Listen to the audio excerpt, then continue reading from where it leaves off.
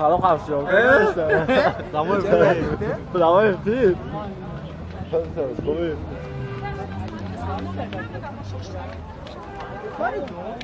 او چه شگو آبی روی کارو هم زمان امکان کردیش که من بگذارم